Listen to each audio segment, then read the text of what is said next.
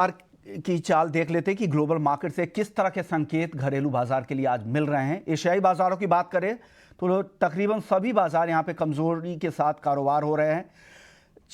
Nikkei में 1.5% से ज़्यादा की गिरावट दिख रही है। कॉस्पी में 1.5% की गिरावट है। चीन का बाजार भी कमजोरी के साथ खुला है। हांगकांग में यहाँ पर सपाट ट्रेडिंग दिख रही है।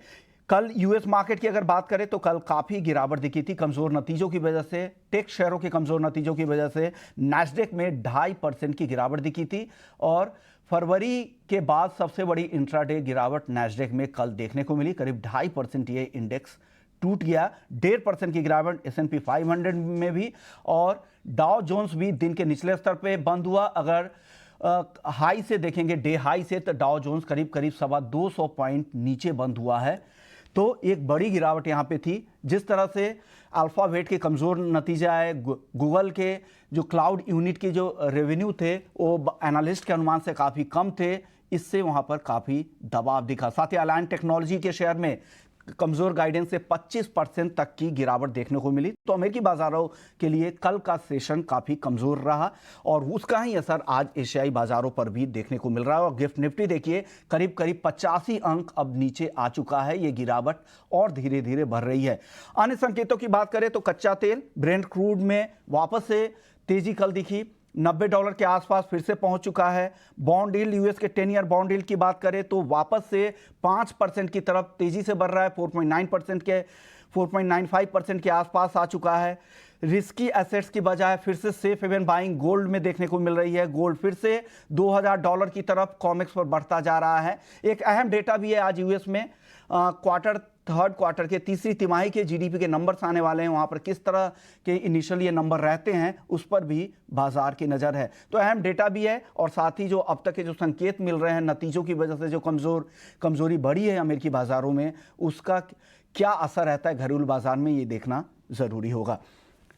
हमारे साथ हमारे सहयोगी डिम्पी कालरा भी मौजूद है, लेकिन उससे पहले आपको एफआईआईज के आंकड़े बता देते हैं, फिर डिम्पी के पास चलेंगे कि एफआईआईज के आंकड़े क्या संकेत दे रहे हैं। एफआईआईज के आंकड़े की अगर कल की बात करें तो एफआईआईज ने कैश मार्केट में कल 4236 करोड़ रुपए की बिकवाली की थी। वहीं डीआईआईज ने कैश मार्केट में 3569 करोड़ की खरीदारी की थी। एफआईआईज ने इंडेक्स फ्यूचर्स में भी बिकवाली की थी 151 करोड़ की और एफआईआईज ने इंडेक्स ऑप्शंस में 30,189 करोड़ की खरीदारी की थी। एफआईआईज ने स्टॉक फ्यूचर्स में 2154 करोड़ की खरीदारी की थी और स्टॉक ऑप्शंस में 753 करोड़ की बिकवाली की थी। डिम्पी, आपसे मेरा सवाल होगा, डेटा आपके पास है, रोल ओवर के बारे में आप कह रहे थे आज एक्सपायरी भी है, किस तरह से वहां पे संकेत मिल रहे हैं, किस तरह की एक्सपायरी की उम्मीद लग रही है आपको निफ्टी की और आगे के लिए क्या संकेत मिल रहे हैं? शुक्रिया विश्वमोहन। देखिए, आपको आज का डाटा समझने के लिए कल वाली सारी चीजें रिकॉल करनी पड़ेंगी। कल हमने आपके सामने रोल ओवर का नंबर के बारे में ये कहा था कि अगर रोल ओवर ज्यादा तेजी से नहीं बढ़ा तो आप एक बड़ा क्रैक देखेंगे, क्योंकि कुछ वैसे ही है, प्रेशर की तरह होता है मार्केट के अंदर। अगर एक प्रेशर रिलीज नहीं होगा, यानी कि अगले मंथ के कॉन्ट्रैक्ट पे ट्रांसफर नहीं होगा, आइदर पॉजिटिव आइदर नेगेटिव, तो ये इसी बार में बस्ट कर जाएगा। तो कल रोल ओवर के कम नंबर्स ने मार्केट पे असर दिखाया, मार्केट में क्रैक दिया। दूसरी इंपॉर्टेंट बात कल हमने आपसे ये कही थी कि आप बता रहे थे कि थोड़ा बहुत मैक्रोस ठीक हो रहे हैं, लेकिन हमने कहा था कि इंडियन मार्केट थोड़ा लेट हो गया है। हम थोड़ा पहले ऐसी जगह पर आ चुके हैं कि अब हमारे लिए अगर थोड़े अच्छे नंबर भी आ जाएंगे तब भी हमको खास रिलीफ नहीं होगा। कल भी मार्केट के अंदर वैसे होता दिखा है। अब मैं कल के बाजार को आज से कनेक्ट करता हूँ। देखिए, रोल ओवर के नंबर्स में थोड़ा सुधार हुआ है, इसमें कोई दो राय नहीं है, क्योंकि आज डेरिवेटिव एक्सपायरी है तो और सुधार हो जाएगा। 63% अराउंड निफ्टी का रोल ओवर है, 65% अराउंड बैंक निफ्टी का रोल ओवर अराउंड आ गया है। इसका मतलब यह है कि थोड़ी पोजीशंस तो रिलीज हुई हैं। कल मार्केट ने निफ्टी पे जो लेवल्स बचाया वो है 19,000 का। देखिए, ये ना एक मेगा रेंज होती है, आपको दो हिस्सों में चेक करना होता है। पहला वेरी इमीडिएट जो स्विंग ट्रेडर्स होते हैं, दूसरा टिपिकली इन्वेस्टर्स प्रॉब्लम होती है। तो इन्वेस्टर के हिसाब से भी अभी आप 19,000 के लेवल को बड़ी इंपॉर्टेंस दे सकते हैं, क्योंकि इसी लेवल के आसपास आपका, हालांकि विक्स टूट गया है लेकिन कई बार ये फॉल्स ब्रेकडाउन भी करता है, तो कम से कम 200 पॉइंट देने होते हैं। तो वॉलेटिलिटी इंडेक्स जिसको विक्स कह रहे हैं हम और वीवैम्प कहते हैं, उस हिसाब से देखें तो 19,200 के आसपास का लेवल था, वो तो ब्रेक हो गया। अब 19,000 तक का हम ये टेस्ट करेंगे अगर यहाँ पे फॉल्स ब्रेकडाउन हो रहा है कि नहीं हो रहा। अगर ये 19,000 को बचा लेता है तो फिर आप धीरे धीरे करके थोड़ी बहुत रिकवरी देखेंगे, लेकिन ये रिकवरी भी बिकने के लिए ही आएगी मार्केट के अंदर। ये तब तक आएगी जब तक आप 19,400 450 को पार नहीं करते हैं। आते हैं बैंक निफ्टी पर। बैंक निफ्टी पर जो लेवल्स है वो कल 43,000 भी गया, 42,800 किसी तरह से बाजार ने बचाने की सिर्फ एक कोशिश की है। मार्केट के पास 42,500 एक अहम सपोर्ट एरिया है। हालांकि क्रिटिकल एरिया सारे टूट चुके हैं। ऑलरेडी हम 200 दिनों के एवरेज के भी नीचे आके ट्रेड कर रहे हैं। तो सारे के सारे लेवल बैंक निफ्टी पे हम तोड़े हुए हैं। बैंक निफ्टी में जो भी पुल बैक आएगा फिलहाल वो एक सेलिंग के पॉइंट से वापस इस्तेमाल हो सकता है। आप ठीक कब होंगे, आप हील कब होंगे? जैसे मैंने कहा 19,400 500 जब निफ्टी के आएंगे तब आपका बुखार उतर जाएगा, तब आप ठीक हो जाएंगे। सेम बैंक निफ्टी के अंदर भी जब आप 43,800 44,000 के लेवल को वापस देखेंगे तब आपका बुखार उतरेगा। इससे पहले आप सिर्फ गोली खाकर थोड़ा ठीक हो सकते हैं और इसके अलावा कुछ बड़ा रिलीफ आपको नहीं मिलेगा। एक और पॉइंट, अब ट्रेडर्स को करना क्या चाहिए? देखिए, जिनके पास शॉर्ट्स हैं उनके तो मजे हैं, उनको तो इस सीरीज में अपने सौदों को निपटा लेना चाहिए, क्योंकि अगली सीरीज कई बार ये आप वैक्यूम करके जा रहे हो तो अगली सीरीज तेजी की हो सकती है। जिनके पास लॉन्ग थे उनके ऑलरेडी स्टॉप लॉसेस मार्केट ने कटवा दिए, तो तेजी वालों को सोचना नहीं है, उनको तो वैसे ही ऑलरेडी मार्केट ने बाहर कर दिया। सोचना सिर्फ मंदी वालों को है कि उनको अपने सौदे को कैरी करके जाना है कि नहीं करके जाना। तो मेरा डाटा एनालिसिस पे ये सुझाव है कि आप अक्टूबर सीरीज के अंदर ही डाटा को क्लोज कर ले, नवंबर में देखेंगे।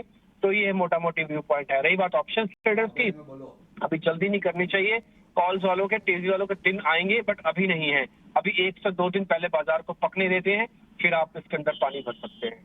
ओके, शुक्रिया डिम्पी बताने के लिए। आज एक अहम दिन है, एक्सपायरी का दिन है। निफ्टी के लिए उन्होंने एक अहम लेवल बताया कि 19,000 एक साइकोलॉजिकल भी लेवल है जहां पर सपोर्ट यहां पर दिख रहा है। हो सकता है कि फॉल्स यहां पर ब्रेकडाउन भी हो, नीचे भी जाए, लेकिन यहां से रिकवरी की भी उम्मीद रही। लेकिन ये भी डिम्पी कह रहे हैं कि 19,450 जब तक क्रॉस नहीं करता है तो अभी भी कमजोरी के ही संकेत, ट्रेंड कमजोर ही रहेगा। लेकिन एक्सपायरी भी है, तो एक हमने पोल भी किया है, वो भी आपको बता देते हैं कि पोल क्या संकेत मिल रहे हैं, एनालिस्ट क्या कह रहे हैं। तो 19,000 के नीचे की एक्सपायरी सिर्फ 20% अनुमान है। 19,000 से 19,200 के बीच की एक्सपायरी 40% एक्सपर्ट्स मानते हैं। वहीं 19,200 से 19,400 के बीच की एक्सपायरी 30% एक्सपर्ट है, वो मान रहे हैं। वहीं 19,400 के ऊपर की एक्सपायरी सिर्फ 10% एनालिस्ट का अनुमान है।